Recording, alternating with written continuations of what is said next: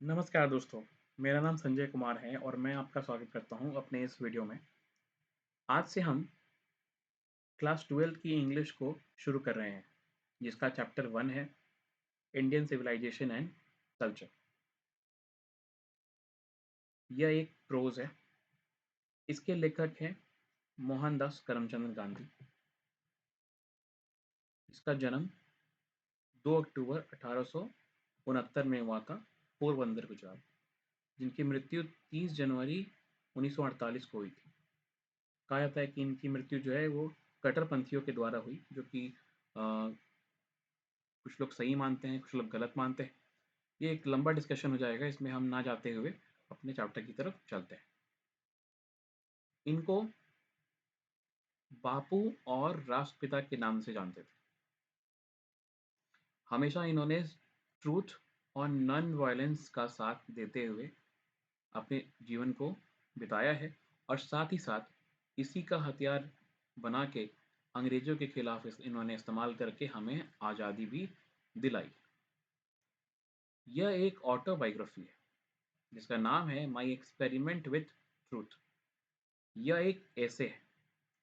अब यहाँ पे लिखा है कि it's an extraction of my experiment with truth autobiography. Extraction का मतलब होता है कि जो इनकी ऑटोबायोग्राफी है उसमें से एक छोटा सा हिस्सा निकाल के इस चैप्टर में आपको बताया गया है, जो एक ऐसे है, और यही आप यहाँ पे पढ़ने वाले हैं। अब यहाँ पे आप देख रहे होंगे ऑटोबायोग्राफी लिखी हुई है। ऑटोबायोग्राफी का क्या मतलब होता है? तो ऑटोबायोग्राफी का मतलब होता है कि अगर हम अपनी जीवनी खुद लिखें, अपनी जीवनी को हम खुद लिखते हैं, वो होता है हमारा ऑटोबायोग्राफी। लेकिन वहीं हमारी जीवनी को कोई और लिखता है, कोई और, वो होता है हमारा बायोग्राफी। देखिए, आपको स्पीड अगर कम लग रहा होगा तो आप इस वीडियो को 1.25x के स्पीड पे भी चला सकते हैं। आपको सही स्पीड मिलेगा। तो चलिए आगे चलते हैं। अब हम बात करेंगे इस चैप्टर के थीम की, कि इस चैप्टर का थीम क्या है।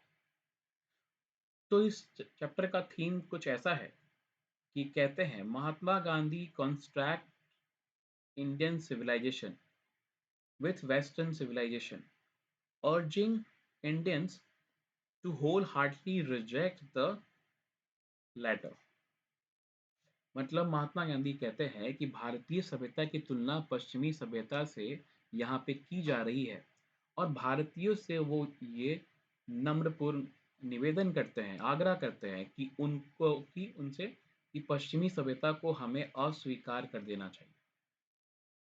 देखिए, सभ्यता जो है वो दो राष्ट्रों की अलग अलग होती है। मतलब हमारे भारत की अलग है, और हमारे पश्चिमी सभ्यताएं वो अलग है। तो दोनों अलग-अलग है, दोनों का अलग-अलग परिवेश होता है, दोनों के अलग-अलग रहन-सहन, चाल-ढाल, हर तरह की चीज़ें होती हैं। अलग उनकी संस्कृति होती है, हमारी संस्कृति अलग होती है। तो हम दोनों को मिक्स एंड मैच नहीं कर सकते। हम अगर उनको अपनाने जाएँगे तो हमारा जो सभ्यता है वो पूरी तरह से खत्म हो जाएगा, जो कि हम हमारे अनुकूल बनाया गया है। इसीलिए गांधी जी चाहते हैं कि हम इसे अस्वीकार कर दें।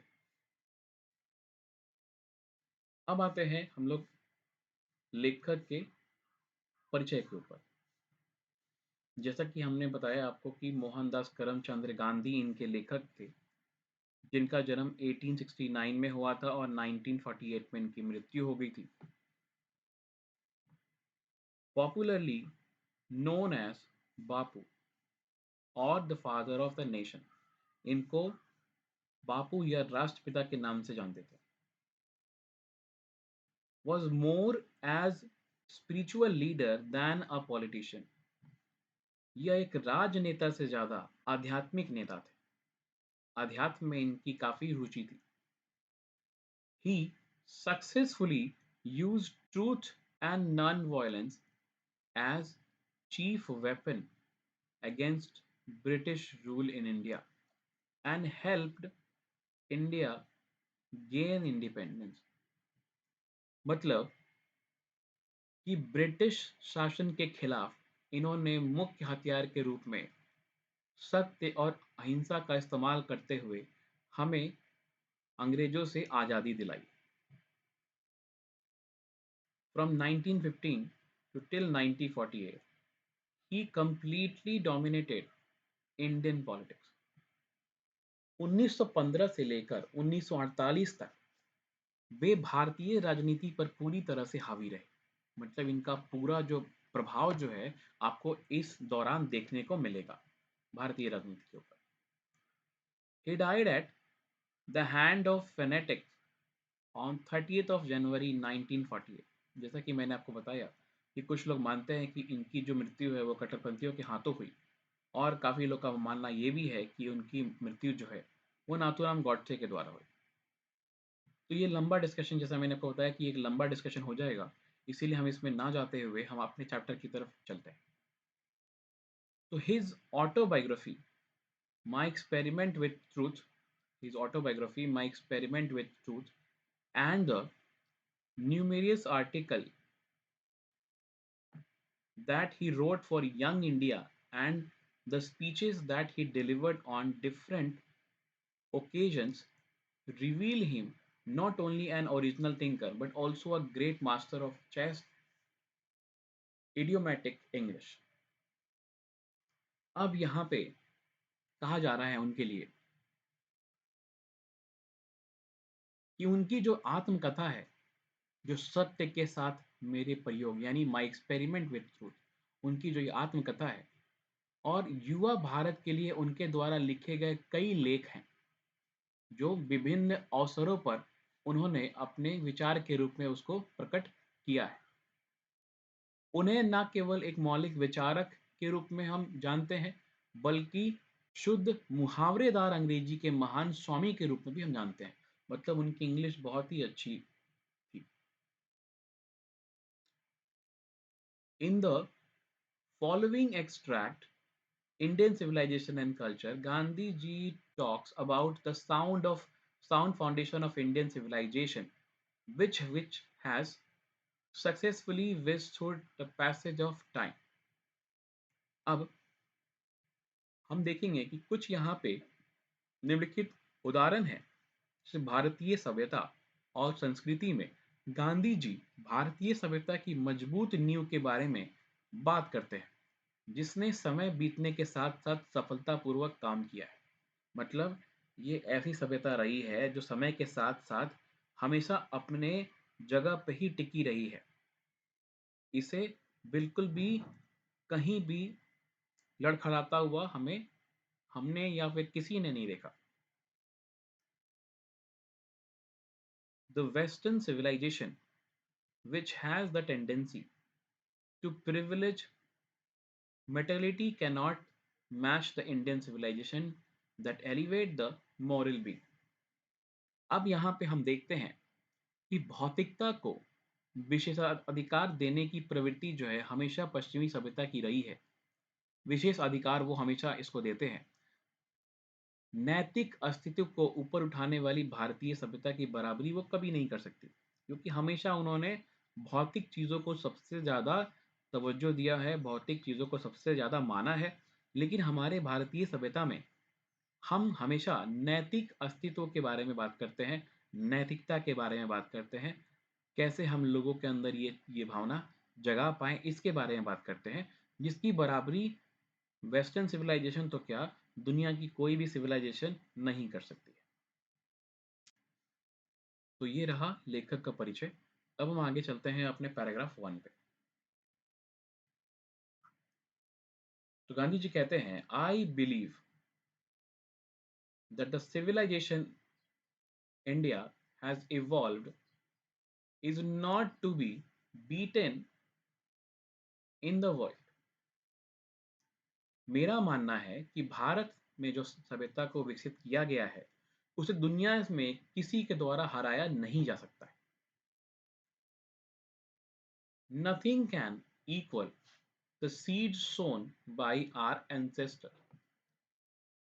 मतलब कि हमारे पूर्वजों द्वारा जो बीज बोया गया है इस सभ्यता के रूप में उससे उसकी कोई भी बराबरी दुनिया में कोई भी सभ्यता नहीं कर सकती। अब कैसे? तो देखते हैं। Rome went, Greece share the same fate, the might of Pharaoh was broken, Japan has become westernized, of China nothing can be said। मतलब कि रोम चला गया, ग्रीस का भी वही हाल हुआ, मिस्र के फरौन यानी प्राचीन मिस्र का राजा कहते हैं फरौन को उनकी ताकत भी खत्म हो गई, और जापान ने पश्चिमीकरण को अपना लिया, मतलब जापान का पश्चिमीकरण हो गया। चीन के बारे में कुछ खास नहीं कहा जा सकता, लेकिन भारत भारत अब भी, but India is still somehow or other sound at the foundation।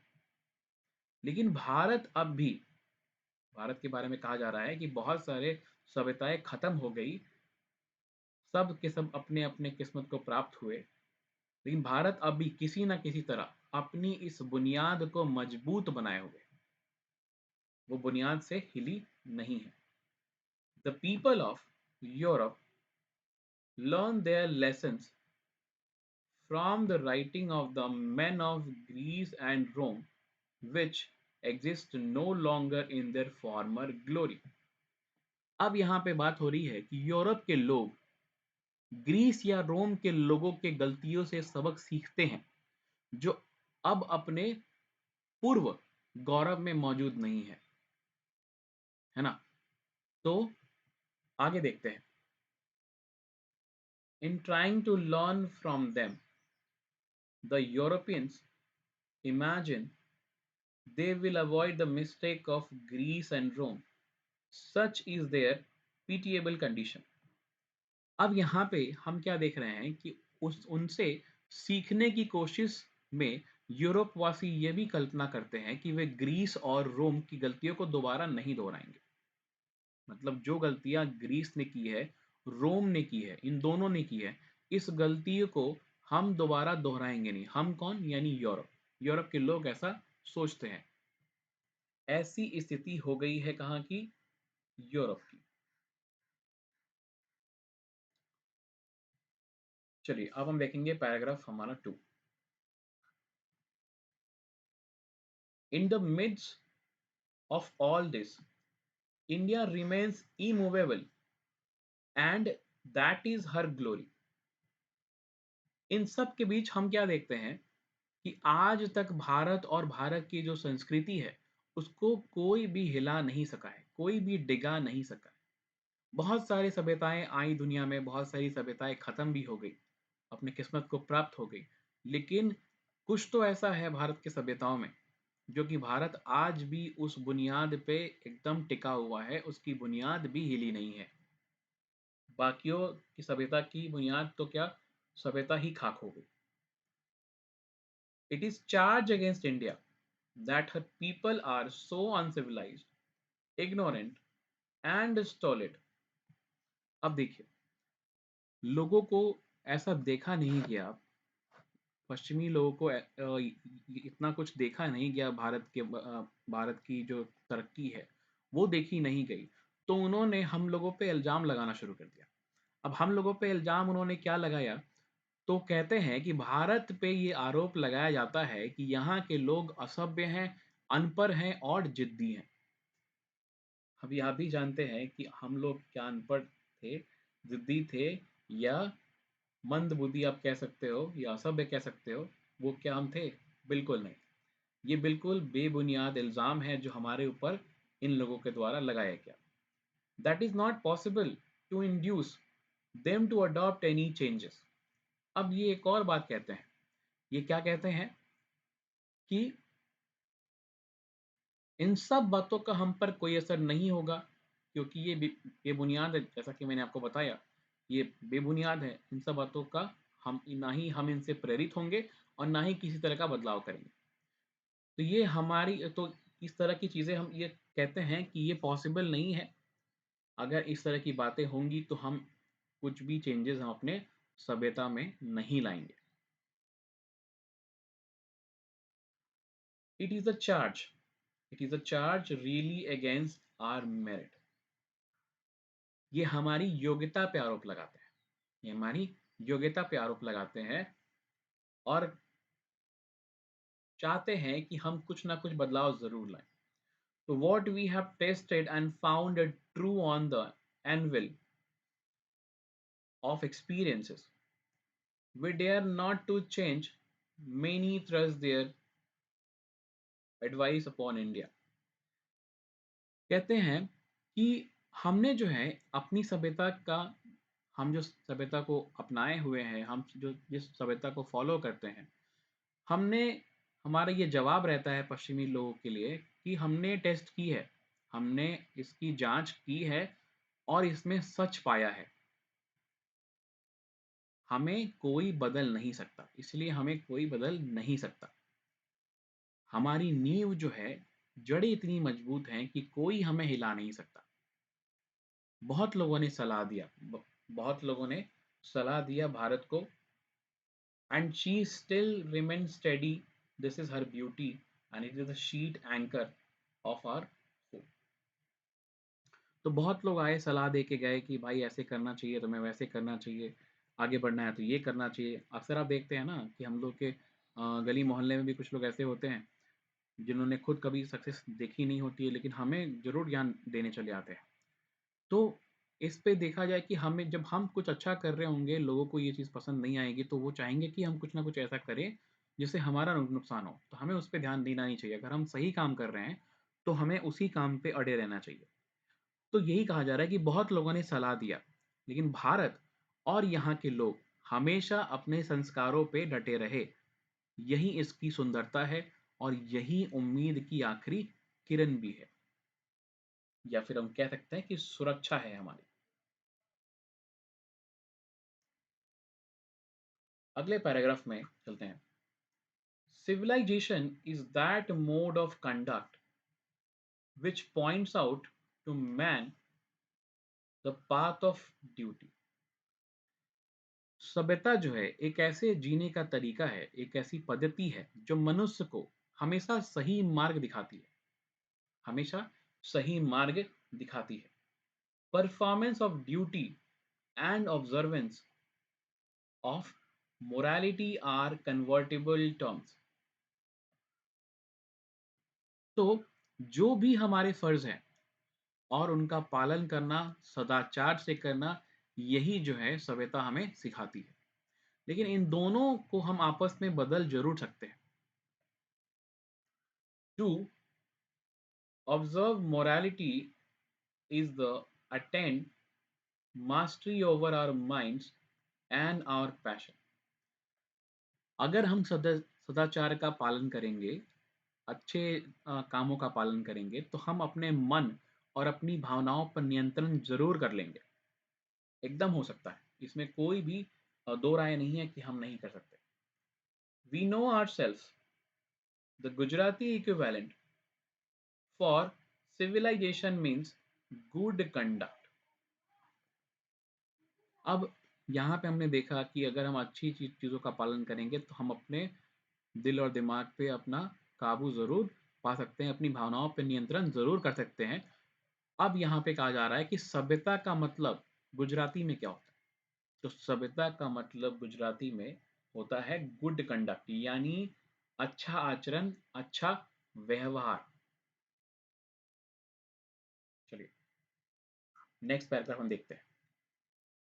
If this definition be correct, then India, and so many writers have shown, has nothing to learn from anyone anybody else, and this is as it should be. अब देखिए, ये हम नहीं कह रहे। यदि ये परिभाषा सही है तो ये हम नहीं कह रहे, ये कई लेखकों ने दिखाया है, बताया है। तब भारत को, तब हम ये बात कह सकते हैं, और ये बात हम पहले से भी जानते हैं कि जब इतने सारे लेखकों ने ये बात कहा है तो हमें किसी और से सीखने की कोई ज़रूरत नहीं है, और ऐसा ही होना चाहिए। क्योंकि सदियों से हम विश्व गुरु के रूप में हमेशा से लोगों को ज्ञान का पाठ सिखाते आए हैं। आप खुद भी देखते होंगे कि बहुत सारे विदेशियों को आपने देखा होगा बनारस में, मथुरा में, वृंदावन में, जगह-जगह पे आपने देखा होगा कि वो आते हैं, यहाँ से योग सीखते हैं, यहाँ से हमारे वाद्य यंत्र सीखते हैं, बाँसुरी बजाना, तबला बजाना और भी बहुत सारी चीज़ें सीख के जाते हैं यहाँ से और अपने देशों में उसको अप्लाई भी करते हैं। उनको हमारे यहाँ का जीवन शैली काफ़ी पसंद आता है, लेकिन आजकल हम लोग वेस्टर्नाइज़ होते जा रहे हैं। हम लोग जो है पश्चिमी सभ्यता को ज़्यादा फ़ॉलो करते जा रहे हैं, जो कि बिल्कुल भी सही नहीं है। क्योंकि पश्चिमी सभ्यता वाले भी आके हमें फ़ॉलो कर रहे हैं। हम उन्हें सिखा रहे हैं कि योग कैसे होना चाहिए, हम उन्हें बता रहे हैं कि ये वाद्य यंत्र को कैसे बजाएँगे, बाँसुरी की धुन से हम कैसे अपने मन को भी शांत कर सकते हैं। तो ये सब जो है हम लोगों को सिखा रहे हैं। अब है अगला हमारा paragraph 5। We notice that the mind is restless bird. हम देखते हैं कि हमारा मन जो है एकदम बेचैन पक्षी की तरह है। The more it gets the more it wants. मतलब जितना ज़्यादा इसको मिलता है उतना ज़्यादा ही ये और चाहता है कि मुझे और मिले। ये अक्सर इंसानों के साथ भी होता है। मतलब मेरे कहने का मतलब यही है कि मन तो इंसान के पास ही है, तो वो जितना भी ज़्यादा उसको देंगे उतना ही ज़्यादा वो अनसैटिस्फाइड रहेगा एंड स्टिल रिमेन अनसैटिस्फाइड। उसको बिल्कुल भी संतुष्टि नहीं होगी, उसके पास जितना भी है उतने में भी उसको संतुष्टि नहीं होगी। The more we indulge in our passion, the more unbridled they become. अब यहाँ पे हम देखेंगे कि हम जितना अपनी इच्छाओं में खोए रहेंगे, जितना हम चाहेंगे कि हमें ये चाहिए, वो चाहिए, ऐसा हमें मेरा लाइफ हो जाता, वैसा मेरा लाइफ हो जाता। तो जितना भी हम ये सब चीज़ों में लगे रहेंगे, उतना ही हमारा मन जो है, उतना ही बेलगाम होता जाएगा। उतना ही हम उस पे कंट्रोल अपना खोते जाएँगे। तो इसीलिए our ancestors therefore set a limit of our indulgence. इसीलिए हमारे पूर्वजों ने हमारे भोग विलास की एक सीमा तय की है कि आप इससे ज़्यादा आगे नहीं जा सकते। इससे ज़्यादा आगे आप नहीं जा सकते। क्योंकि अगर इससे ज़्यादा अगर आप जाएँगे आगे, तो आपकी जीवन जो है, जीवन की शैली हर एक चीज़ समाप्त हो जाएगी। They saw that happiness was largely a mental condition. उन्होंने देखा कि खुशी जो है, वो काफ़ी हद तक एक मानसिक स्थिति है। काफ़ी हद तक क्या है? एक मानसिक स्थिति है। नेक्स्ट पैराग्राफ है हमारा पैराग्राफ 6। तो हम इसमें क्या देख रहे हैं? A man is not necessarily happy because he is rich और unhappy because he is poor. मतलब ये हुआ कि एक आज जरूरी नहीं कि एक आदमी जो है खुश है क्योंकि वो अमीर है या दुखी है क्योंकि वो गरीब है। ऐसा बहुत मतलब कहना बिल्कुल भी गलत होगा, क्योंकि अक्सर हम क्या देखते हैं, देखिए, द रिच आर, सॉरी, हाँ एक मिनट, गड़बड़ हो जाता है ये, काफ़ी ज़्यादा परेशानी का सबब है।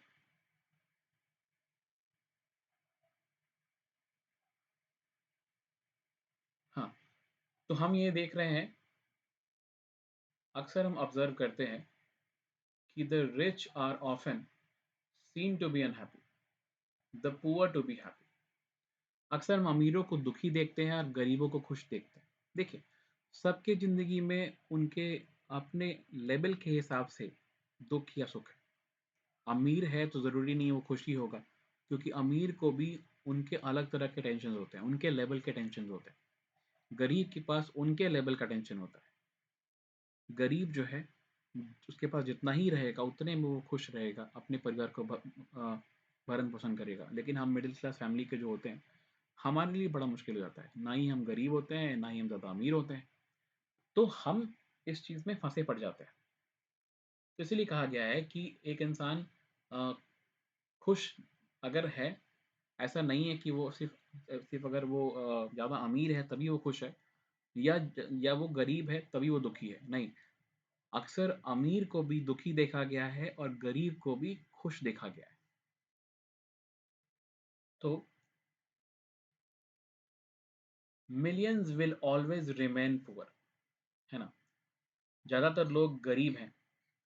Observing all observing all this, our ancestors dissuaded us from luxuries and pleasures। तो यही सब देखते हुए, यही सब परेशानियों को देखते हुए हमारे पूर्वजों ने विलासिता और सुख से परहेज किया है, सुख से परहेज किया है। We have managed with the same kind of log as existed thousands of years ago। तो परहेज करने के बाद हमने उसी तरह के हल से काम चलाया है। हल समझते हैं ना, खेत में जो चलाया जाता है, हाँ वही। तो हमने उसी तरह के हल से काम चलाया है जो हजारों साल पहले भी था। हजारों साल पहले जिस हल से काम होता था, आज भी हम उसी हल से काम चला रहे हैं। we have we have retained the same kind of cottages that we had in former times, and our indigenous education remain the same as before। तो एक आपने देखा कि हल जो है पुराना जो हमारे पास था उसी से काम चला रहे हैं। ठीक वैसे ही हमने अपनी झोपड़ी भी जो है वैसे ही बना के रखी है जो कि पहले हुआ करती थी। हमारा स्वदेशी शिक्षा भी जो है वो वैसे का वैसे ही है जैसा कि पहले हुआ करता था।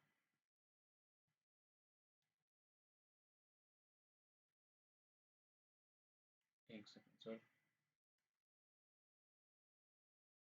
ये थोड़ा सा गड़बड़ हो गया है।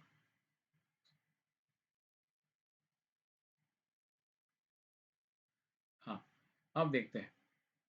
यहाँ पे कह रहे हैं कि we have no system of life coding competition. मतलब हमारे पास, हमारे यहाँ जीवन को बर्बाद करने वाली कोई प्रतियोगिता नहीं चलाई जाती है। इसकी कोई व्यवस्था हमारे यहाँ नहीं है। Each followed his own occupation, trade and charge a regular page. मतलब कि प्रत्येक व्यक्ति हमारे यहाँ अपना व्यवसाय करता है, व्यापार करता है, नौकरी करता है और नियमित आमदनी कमाता है। क्योंकि उनके लिए ये भोग विलास ज़्यादा ज़रूरी नहीं है, उनके लिए उनका परिवार चलाना ज़रूरी है, उसके लिए काम करना ज़रूरी होगा। इसीलिए वो इस तरह की चीज़ों में अपने आप को इन्वॉल्व नहीं करना चाहते, अपना काम करना चाहते हैं। It was not that we did not know how to invent the machinery, but our forefather knew that if we set our heart after such things, we would become slaves and lose our moral fiber। तो ऐसा नहीं है कि हमारे पूर्वज को machine बनाना नहीं आता, उसका आविष्कार करना नहीं जानते वो। लेकिन हमारे पूर्वज को ये बात बहुत अच्छे से पता थी कि अगर हम ऐसी चीज़ों पे अपना दिल लगाएंगे, अपना मन लगाएंगे, खुद को इसमें उलझाएंगे, तो हम गुलाम बन के रह जाएंगे, इनके मशीनों के गुलाम बन के रह जाएंगे और हम अपना चरित्र भी खो देंगे। अक्सर आपने देखा होगा कि आजकल हर घर में गैस चूल्हा हो चुका है, हर घर में वॉशिंग मशीन है, हर घर में आपको मसाला पीसने वाला मशीन भी, मिक्सर ग्राइंडर भी आप देखते होंगे। मोटर चलाने के लिए जो है टंकी उनकी सब बैठा के रखा गया है। आजकल कल को कोई पूछता नहीं है, जाता भी नहीं है। सब सब लोग जाके आटा वाटा जो है, गेहूँ जो है, सब अपना पिसवा के बाहर से आते हैं मिल से। तो आज की औसत आयु भी आप देख रहे होंगे कि कितनी कम हो गई है। और पहले के लोग कितना ज़्यादा जिया करते थे। तो वो क्यों जीते थे? क्योंकि सारा काम वो अपने हाथ पैर से करते थे, सारा काम वो खुद अपने हाथों पैरों से करते थे। मतलब अगर आटा भी पीसना है तो जांता में डाल के जांता को जो है पूरा अपने हाथों को काफ़ी घुमा के उसको पीसा करते थे। मसाले भी सिलौटे पे पीसे जाते थे, मिक्सी पे नहीं पीसे जाते थे। पानी जो है हमें हमें अगर लेना है तो कल को चला के हम पानी भरा करते थे। तो ये सब में हमारा फिजिकल एक्टिविटी शामिल था। तो जिसमें अगर हमारा फिजिकल एक्टिविटी शामिल रहेगा, वहाँ हम देखेंगे कि हमारा शरीर स्वस्थ रहेगा और स्वस्थ शरीर ही आगे बहुत सालों तक जिंदा रह सकता है। आप अपने जीवन को बढ़ा सकते हैं अपने हाथ पैरों का इस्तेमाल करके। तो इसीलिए कहा गया है, हमारे हमारे पूर्वज इसीलिए कहते हैं कि ऐसा नहीं है कि हमें मशीन बनाना नहीं आता, उसका आविष्कार करना नहीं आता। लेकिन हम ये भी बात भी जानते हैं कि अगर हम अपना दिल या अपना मन इसमें लगाएंगे तो हम इसके गुलाम बन के रह जाएंगे। और देख लीजिए आज सब इसके गुलाम बन के बैठे हैं कि नहीं। किसी भी घर में अगर मशीन से मसाला पीसा जाता है तो उनको अगर हाथ से पीसने के लिए कह दिया जाए तो वो बिल्कुल भी नहीं पीसेंगे। तो आज का हाल बिल्कुल इस तरह से हो चुका है। अब हम देखेंगे दे therefore after due deliberation decided that we should only do what we could do with our hands and feet। तो जैसा मैंने आपको बताया है कि केवल वही करना चाहिए जो हमारे हाथ पैर से निर्भर है। हमारे हाथ पैर पे जिस पे हम निर्भर है, जिससे हम काम कर सकते हैं, केवल वही काम करना चाहिए जिसमें अपना हाथ पैर का इस्तेमाल कर सके। They saw that real happiness and health consisted in a proper use of our hands and feet। उन्होंने देखा कि सच में खुशी और स्वास्थ्य जो है हमारा अच्छा किसमें रहता है, हमारे हाथ और पैर के उचित उपयोग में ही रहता है। अगला पैराग्राफ है हमारा 7। They further reasoned the large cities were snare and a useless encumbrance and that people would not be happy in them। अब यहाँ पे कहा जा रहा है कि उन्होंने आगे कहा कि बड़े शहर एक तरह के जाल की तरह है, बिल्कुल बेकार बंधन की तरह है। मतलब ऐसा इसलिए कहा जा रहा है क्योंकि आपने भी देखा होगा कि गांव में शहर में बहुत अंतर होता है। शहर में आपको कोई पूछने वाला नहीं होता। अगर आप एक फ्लैट में भी रह रहे हैं, आपके आसपास कौन रह रहा है आपको पता भी नहीं है। लेकिन वहीं गांव में, आपके गांव में कोई भी एक नया व्यक्ति आता है तो गांव के बाहर पेड़ के नीचे कुछ बूढ़े लोग बैठे होते हैं, वो इंक्वायरी करना शुरू कर देते हैं, जैसे कि वो वहाँ के सिक्योरिटी गार्ड्स हो। और ये काफ़ी अच्छा होता है, उनके पूछने के बाद ही हमें पता चलता है कि वो इंसान कौन है, किनके यहाँ आया है, क्या करने आया है, क्या काम करता है। तो ये और इसके अलावा बहुत सारी चीज़ें हैं जो हमें गाँव में काफ़ी अच्छा देखने को मिलता है। स्वच्छ हवाएँ हैं, पानी है, हर चीज़ का बंदोबस्त है। लेकिन वही अगर हम शहर में देखें तो जगह-जगह धूल, मिट्टी, शोर-शराबा, शोरगुल ये सब हमें उसमें देखने को मिलता है। तो इसलिए उन वो कहते हैं कि बड़े शहर एक जाल की तरह है, बेकार बंधन की तरह है ना? और लोग जो हैं उनमें खुश नहीं हैं। बिल्कुल भी खुश आपको लोग वहाँ पे देखने को नहीं मिलेगा। That there would be gangs of thieves, robbers, prostitutions and vice flourishing in them। तो यहाँ पे कहा जा रहा है कि लोग वहाँ पे खुश क्यों नहीं है, क्योंकि चोर लुटेरों के गिरोह भी होते हैं वहाँ पे, गुंडे बदमाश लोग भी होते हैं वहाँ पे, वेश्यावृत्ति होती है वहाँ पे, बुरी चीजें वहाँ पे जल्दी फैल जाती हैं। तो इसलिए and that poor men would be robbed by rich men, they were therefore satisfied with the small village। गरीब लोगों को वहाँ अमीर लोगों के द्वारा लूट लिया जाता है, बहुत तरह से लूटा जाता है वहाँ पे, है ना? मतलब काम करवा लिया जाता है, पैसे उसको ज़्यादा उसके उचित पैसे नहीं दिए जाते हैं। और भी बहुत सारी चीज़ें हैं जो वहाँ पे, छोटी-छोटी चीज़ें जिनकी कीमत बहुत ही कम होती है, वहाँ बड़े-बड़े शॉपिंग मॉल्स में उसकी कीमत बहुत ज़्यादा बढ़ जाती है, क्योंकि वहाँ पे उसका किराया होता है, उसकी बाकी लोगों के खर्चे होते हैं, तो सब हमसे ही वो वसूलते हैं। तो जो चीज़ें हमारे लिए काफ़ी सस्ती होती हैं गाँव में, वही चीज़ें हमारे लिए काफ़ी महँगी हो जाती है शहरों में। इसलिए वो कहते हैं कि अमीरों द्वारा गरीबों को लूटा जाता है, इसीलिए वो छोटे गाँव में ही संतुष्ट अपने आप को मानते हैं। अब हम बात करते हैं पैराग्राफ 8 की। They saw that king their swords were inferior to the swords of ethics, and they therefore held the sovereign of the earth to be inferior to rishis and the fakir। उन्होंने देखा है कि राजा और उनकी तलवारें सभ्यता से कम थी। मतलब सभ्यता सबसे ऊंची है, सबसे सर्वोपरि है हमारे लिए। तो उसमें देखा गया है कि सभ्यता से नीचे ही राजा और उनकी तलवार को भी रखा गया है। और पृथ्वी के शासक के रूप में अगर देखा जाए तो ऋषियों को, फकीरों को भी कम माना गया है। इनको भी सभ्यता से नीचे ही माना गया है। और a nation A nation with a constitution like this is fitter to teach than to learn from others. तो इस तरह के संविधान वाले राष्ट्र में, मतलब जहाँ भी इस तरह का संविधान है, वहाँ दूसरों से सीखने की तुलना से ज़्यादा दूसरों को सिखाने के लिए हम अधिक अधिक सक्षम हैं। हमें दूसरों से सीखने की ज़रूरत नहीं है, हम दूसरे को सिखा ज़रूर सकते हैं, वो भी बहुत अच्छे से। This nation had courts, lawyers and doctors, but they were all with in bound. कहा जाता है कि इस देश में अदालतें हैं, वकील भी है और डॉक्टर भी है थे, है ना? लेकिन वे सभी अपना सीमा जानते थे, अपने अपना लिमिटेशन जानते थे, अपना बाउंड्री वो जानते थे, इसीलिए सभी सीमाओं के भीतर ही रहते थे। Everybody everybody knew these professions were not particularly superior. सभी को पता था ये जो पेशा है इन लोगों का, जिसमें डॉक्टर है, आपको यहाँ पे लॉयर हो गया, कोर्ट ये सब हो गया, इस ये क्या है, क्या सबसे ज़्यादा विशिष्ट श्रेष्ठ पद नहीं है, ये इन सबको पता था। Moreover, these वकील and Vaidya did not draw people, इसीलिए ये वकील और वैद्य जो है वो लोगों को नहीं लूटते थे। They were considered people's dependents।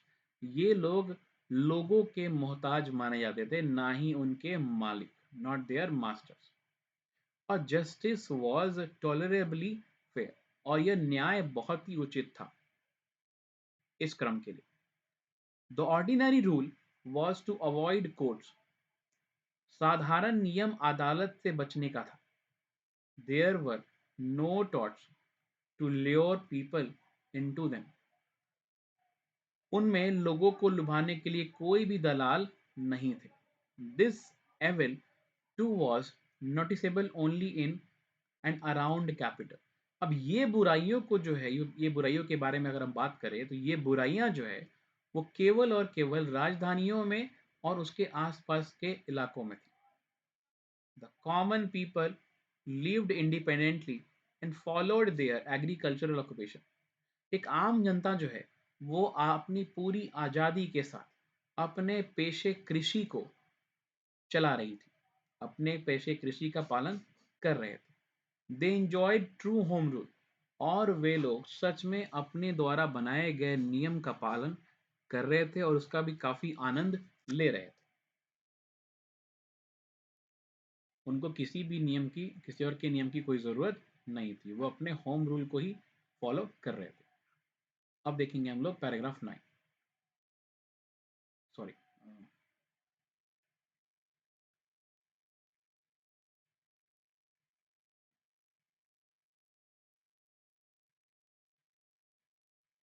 Indian civilization as described by me has been so described by its votaries।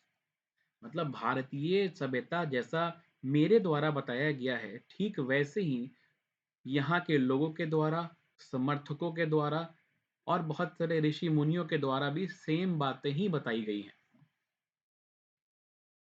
In no part of the world and under no civilisation have all men attended perfection. अब यहाँ पे बात है कि दुनिया के किसी भी हिस्से में, किसी भी सभ्यता के अंदर जो है, वो सभी मनुष्यों ने पूर्ण रूप से सिद्धि कहीं भी प्राप्त नहीं की है। किसी को भी पूर्ण रूप से सिद्धि जो है वो नहीं प्राप्त है दुनिया के किसी भी सभ्यता के अंदर। The tendency of Indian civilisation is to elevate the moral beings, that of the western civilization is to propagate immortality। अब क्योंकि ऐसा हमने कह दिया है कि पूर्ण रूप से किसी भी सभी मनुष्यों को जो है सिद्धि प्राप्त वहां पे नहीं है, तो भारतीय सभ्यताओं का रुझान जो है हमेशा अपने धर्म के प्रचार करने का है, लेकिन पश्चिमी सभ्यता को भगवान पर विश्वास बिल्कुल भी नहीं है। यहाँ पे हम देख रहे हैं कि the latter is godless, the former is based on believe in God, है ना? तो उनको भगवान पे भरोसा बिल्कुल भी नहीं है, बिल्कुल भी विश्वास उनको नहीं है. So understanding and so believing it behoves every lover of India is to cling to old Indian civilization, even as a child clings to the mother's breast. जैसा कि आपने देखा कि इन लोगों का कोई भी रुझान, कोई भी विश्वास भगवान के ऊपर नहीं है, लेकिन भारतीय सभ्यता भगवान पर विश्वास रखती है और विश्वास रखना भी सिखाती है. भारत प्रेमी यानी भारत में रहने वाला हर वो इंसान, उन सब को इतनी समझ तो ज़रूर है, इसीलिए वो इस पुरानी सभ्यता से चिपके रहते हैं, ठीक वैसे ही जैसे कि एक बच्चा अपनी माँ के छाती से चिपका रहता है, जो कि एक बहुत बड़ी बात है किसी भी भारतीय के लिए, कि उससे उसने अभी भी पुरानी सभ्यता को अपने दिल से लगा के रखा है. अगला हमारा पैराग्राफ है, पैराग्राफ 10. I am no hater of the West. I am thankful to the West for a many things I have learned from western literature. तो गांधी जी कहते हैं, मुझे पश्चिम से कोई भी नफरत नहीं है. ऐसा नहीं है इतनी सारी मैंने बातें कही हैं, इसका मतलब ये नहीं है कि मैं पश्चिम का एकदम हेटर हूँ, मैं पश्चिम को देखना पसंद नहीं करता हूँ, ऐसा बिल्कुल भी नहीं है. पश्चिमी साहित्य से मैंने भी बहुत कुछ सीखा है. वो ऐसा कहते हैं कि पश्चिमी साहित्य से मैंने भी बहुत कुछ सीखा है, but I am thankful. I am thankful to modern civilization for teaching me that if I want India to rise to its fullest height, I must tell my countrymen frankly that. तो कहते हैं कि मैं पश्चिमी सभ्यता का, sorry, मैं पश्चिम का से कोई नफरत नहीं करता हूँ. मैंने पश्चिम साहित्य से बहुत कुछ सीखा है और उसके लिए पश्चिम का मैं आभारी भी हूँ, लेकिन मुझे यह सिखाने के लिए आधुनिक सभ्यता का आभारी मानता हूँ. मतलब कि वो आधुनिक सभ्यता को आभारी मानते हैं कि उन्होंने इतना कुछ गांधी जी को सिखाया है. तो फिर अब वो कहते हैं कि अगर मैं चाहता हूँ कि भारत अपनी पूर्ण ऊंचाई तक पहुँचे, भारत काफ़ी ऊंचाइयों तक पहुँचे, देश दुनिया में काफ़ी ऊंचे तक अपना मुकाम बनाए, तो मुझे अपने देशवासियों को ये बताना पड़ेगा स्पष्ट रूप से कि आधुनिक सभ्यता के वर्षों के अनुभव से, मतलब जो भी उनको अपना एक्सपीरियंस मिला है, जो भी after years and years of experience of modern civilisation, है ना, जो भी उन्होंने उन्होंने सभ्यता के वर्षों के अनुभव से उन्होंने सीखा है, तो उन्होंने यह सीखा है कि किसी भी कीमत पर, है ना, that I have learned one lesson from it, that is we must shun at all cost. मतलब किसी भी कीमत पे हमें इसको त्यागना चाहिए, अपनाना बिल्कुल भी नहीं चाहिए. गांधी जी अपने अनुभव के कारण वो इस बात को कह रहे हैं कि मैंने ये सबक सीखा है कि हमें किसी भी कीमत पर हमें इसको अपनाना नहीं चाहिए, बल्कि त्याग देना चाहिए, क्योंकि हमारे सभ्यता को ये नष्ट करके रख देगा.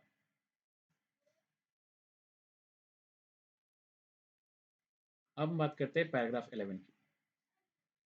What is the modern civilisation, मतलब कि आधुनिक सभ्यता है क्या. तो it is the worship of the material, it is worship of the brute in us. कह रहा है कि ये भौतिक चीजों के बारे में है, ये भौतिक चीजों की पूजा है. अमेरिका में ये बल पूजा है ना. तो it is an adulterated materialism, and modern civilization is nothing if it does not think at every step of trump of material civilization. मतलब कि यह शुद्ध भौतिकवाद है और आधुनिक सभ्यता का कोई मतलब नहीं है. ये शुद्ध एक भौतिकवाद है और आधुनिक सभ्यता का कोई मतलब इसमें नहीं है. अगर वह भौतिक सभ्यता की विजय के बारे में हर कदम पर अगर नहीं सोचती है, तो ये बेकार है. ठीक है. अब हम देखेंगे अपना paragraph 12. It is perhaps unnecessary if not useless to weight the merit of two civilization, है ना. मतलब कहा जा रहा है कि दोनों सभ्यताओं की के खूबियों को तौलना एक जगह पे बिल्कुल भी बेकार माना जाता है, बिल्कुल भी अनावश्यक है। हम क्यों तौले? हम दो सभ्यताओं की खूबियों को क्यों तौले? हमें अपने सभ्यता से मतलब रहना चाहिए, है ना? तो दो इसीलिए कहा जा रहा है कि दो सभ्यताओं की खूबियों को तौलना बेकार नहीं तो अनावश्यक जरूर है। बेकार बिल्कुल भी है और अनावश्यक तो है ही, कि हमें बेकार में इन सब चीज़ों को करना पड़ रहा है। It is likely that the West has evolved a civilization suited to its climate and surroundings, and similarly we have a civilization suited to our condition. तो कह रहा है कि यह संभव है, इट इज लाइकली दैट कि वेस्ट ने अपनी जलवायु परिवेश के हिसाब से एक सभ्यता विकसित की है ना। Evolve civilisation suited its climate और सराउंडिंग्स, यानी अपने परिवेश और जलवायु के अनुकूल एक सभ्यता को इन्होंने विकसित किया है। ठीक वैसे ही we have a civilization suited to our condition, तो इसी तरह से हमारे पास अपनी परिस्थितियों के अनुकूल में एक सभ्यता है। And both are good in their own respective spheres. अब दोनों ही अपने अपने क्षेत्र में अच्छे हैं। ऐसा नहीं है कि हम ये नहीं कह रहे हैं कि हम ही सबसे ज़्यादा अच्छे हैं, वो सबसे ज़्यादा बुरे हैं। वो अपने जगह अच्छे हैं, हम अपने जगह अच्छे हैं। हम अपने क्षेत्र में अच्छे हैं, वो अपने क्षेत्र में अच्छे हैं। ठीक है, चलिए आगे देखते हैं। 13 नंबर देखते हैं। The distinguishing characteristic of modern civilization is an indefinite multiplicity of human wants। अब देखें कि आधुनिक सभ्यता की विशेषता यह है कि मानवीय चाहत को सीमित और असीमित है उसे ये दिखाता है। मतलब कि जो भी हम आधुनिक सभ्यता के बारे में बात करते हैं तो इसकी यह विशेषता है कि वो ये बताती है कि इंसान का जो इच्छा है वो कितना असीमित है ना। The characteristic of ancient civilisation is imperative restrictions upon and strict regulating of these wants। ठीक है, लेकिन प्राचीन सभ्यता की विशेषता की हम बात करें तो ये आवश्यकताओं पर जरूरी प्रतिबंध लगाता है और कड़ा नियम भी लगाता है। मतलब साधारण भाषा में अगर हम बात करें तो आधुनिक सभ्यता मानव के उस इच्छाओं के बारे में बताता है कि जो बिल्कुल भी उचित नहीं है, बिल्कुल भी असीमित है, उसके बारे में बताता है। लेकिन प्राचीन सभ्यता का क्या ये है रोल है इसमें? तो प्राचीन सभ्यता का ये विशेषता है कि वो आवश्यकताओं पर जरूरी प्रतिबंध लगाता है और कड़ा नियम लगाता है, क्योंकि अगर ये ना किया गया तो इंसान अपने असीमित इच्छाओं के पीछे भागता रहेगा और कहीं ना कहीं जाके अपने जीवन को वो खो देगा और जीवन के लक्ष्य को भी वो खो देगा। The modern or Western insettledness arises really from wants to living faith in the future state, and therefore also is a divinity। आधुनिक या पश्चिमी लालच में, है ना, आधुनिक या पश्चिमी लालच जो है वो वास्तव में भविष्य की स्थिति में विश्वास की कमी को उत्पन्न विश्वास की कमी से उत्पन्न होता है ना। मतलब हम अगर बात करें कि आधुनिक और पश्चिमी लालच जो है वो वास्तव में कैसे उत्पन्न होता है, तो भविष्य की स्थिति में विश्वास की कमी से होता है कि भविष्य में क्या होगा, क्या स्थिति रहेगी, उसमें हमारा विश्वास अगर कम रहता है, उसकी कमी से ये उत्पन्न होता है और इसीलिए दिव्यता भी है।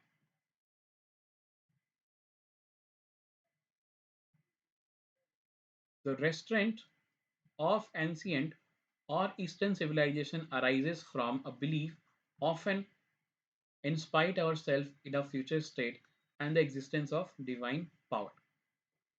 मतलब कई बार हमारे भीतर अनिच्छा के बावजूद भी, मतलब हमारे अंदर इच्छा नहीं भी होती है, उसके बावजूद भी भविष्य और दैवीय शक्ति में आस्था के कारण संयम का भाव उपजता है। मतलब वो कहते हैं ना कि मतलब कोई चीज़ कड़वा होता है तो वो चीज़ हमारे लिए अच्छा भी होता है।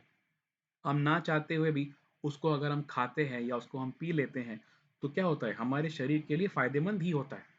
लेकिन जो दिखने में काफ़ी स्वादिष्ट सॉरी खाने में काफ़ी स्वादिष्ट होता है, दिखने में काफ़ी अच्छा होता है, ज़रूरी नहीं कि वो हमारे स्वास्थ्य के लिए अच्छा ही हो।